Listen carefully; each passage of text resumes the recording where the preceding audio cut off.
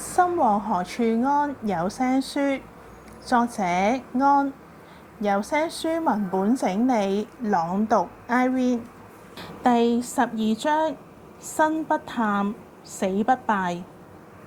其實唔係每一個人喺困難絕望嘅時候都有家人嘅支持同埋鼓勵。我嘅細佬妹對待一個喺困難絕望裡面嘅家姐，卻係無情嘅計算同埋利用、離棄同埋辱罵。點解佢哋咁樣對我？嗰陣時，我有一個天真嘅想法，以為可以用錢嚟買返親情。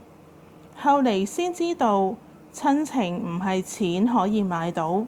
我有4個細佬妹，娟、玲、星同埋穎。其實我好錫佢哋，但係佢哋令我好痛心。佢哋對我係生不探，死不敗。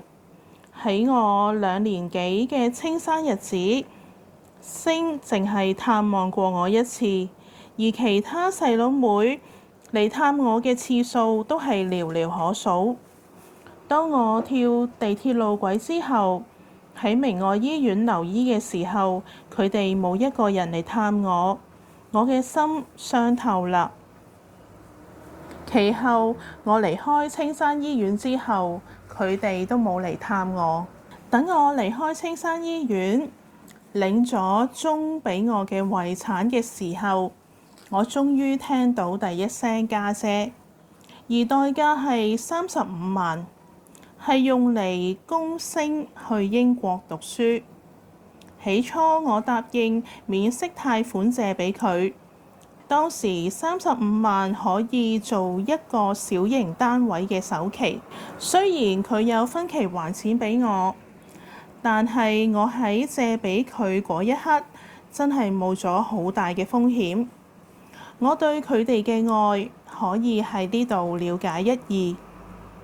點解喺我最絕望無助嘅時候，唔單止冇得到關懷同埋支持，反而係無情嘅計算同埋利用？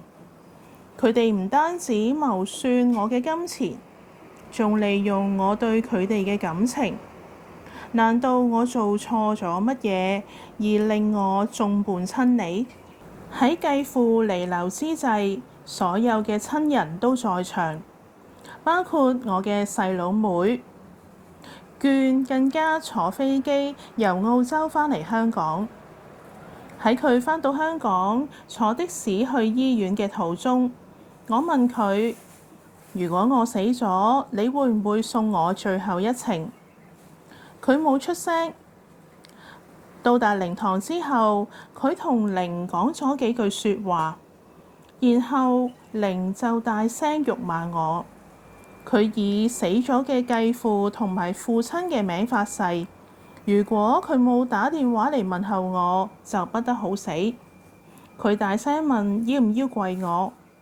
當時我想要佢跪我，真係有一番掙扎。後嚟我諗，如果我要佢跪，佢唔可以唔跪。但係媽媽點樣去面對兩姊妹喺公眾地方大聲對罵？人係要顧大局識大體。終於我將嗰道氣按住，留到以後再算。死咗送殯係理所當然，但佢哋竟然為呢種理所當然嘅行為，喺公眾地方對一個身心飽受折磨嘅親家姐大聲指罵。喺聖誕新年期間，我打電話俾所有細佬妹，希望我哋能夠食一餐飯，但係佢哋竟然齊心咁講，我係想撩交嗌，係挑釁佢哋，係固執。點解佢哋將飯局當成挑釁，而唔將靈喺靈堂嘅大聲指罵當成撩交嗌？我了解佢哋，但係佢哋唔了解我。我而家已經唔再係以前對細佬妹如愛嘅安，而係敢愛敢恨嘅安。喺新年期間，我嘅情緒好唔穩定。我打電話俾玲，佢係我哋姊妹裡面最聰明嘅一個。佢話細個嘅時候，爸爸成日打佢哋，有時更加會攞刀嚟斬佢哋。每次返學，佢會將校服裙拉落嚟，以免俾同學見到佢嘅藤條疤痕。佢話嗰啲慰安婦嘅遭遇比佢更加慘。鐘死嘅時候，佢話：你已經長大，唔需要扶持，唔需要膊頭。冇錯，當你喺醫院嘅時候，我的確冇嚟探你，但係嗰陣時你已經係成年人，唔需要膊頭，唔需要安慰同埋扶持，要自己爬起身。專家都話喪偶係所有悲痛之首。我真係可以堅強到唔需要人哋嘅安慰就渡過呢個難關。佢哋淨係哭訴悲慘嘅童年，認為揾到一個藉口嚟安慰自己並唔係最悲慘嘅一個。喺呢個惡劣可怕嘅環境，我真係可以自己一個人安然度過。佢真係自己一個人面對困境，而唔需要人哋嘅扶持。其實喺嗰段日子，令我可以安然度過嘅係媽媽對我嘅支持。可能我哋係同病相憐，大家所面對嘅都係不仁不義嘅細佬妹。媽媽同我都係最大嘅家姐。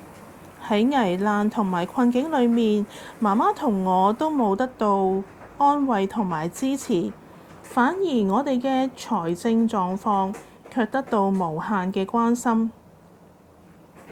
所以媽媽唯有將所有電話號碼改晒，無論邊一個細佬妹都再揾唔到佢。而我呢，盡量唔同佢哋聯絡。反正佢哋過去從來冇揾我，佢哋喺財政上有問題嘅時候，我嘅心實在好想幫助佢哋。我係關心佢哋嘅，但係我要忍，我要改變我嘅壞習慣，要學識獨立生活，要硬起心腸，唔再為嗰啲不仁不義嘅行為傷心流淚。我認為媽媽嘅處事手法係聰明同埋成熟。今年嘅農曆新年，我同媽媽去大陸旅行，話係避年，其實係佢要避開我嘅細佬妹。媽媽知道大家喺度諗啲乜嘢。由於媽媽而家喺西貢湊孫，佢可以將我哋嘅時間安排得好好，一時約呢一個見面，下次就安排同另一個去睇電影。冇辦法，4個都係佢親生嘅。